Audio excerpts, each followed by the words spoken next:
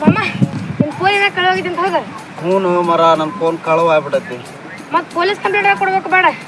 Police complaint ಕೊಟ್ಟು ಸ್ಟೇಷನಿಂದ ಹೊರಗೆ ಬರೋದ್ರಾಗ ಬೈಕ ಕಳವಾಗೈತಿ. Hole ಬಿಡ ಮಾಮ, ದೇವ್ರ ನೋಡ್ಕೊಂತಾನ. ದೇವ್ರ ನೋಡ್ಕೊಂತಾನ ಅಂತಂದು ದೇವ್ರ ಗುಡಿ ಒಳಗೆ ಹೋಗಿ ಕೈ ಮುಗಿದು ಹೊಳ್ಳಿ ಬರೋದ್ರಾಗ ಚಪ್ಲಿನ ಕಳವಾಗ್ಯವು.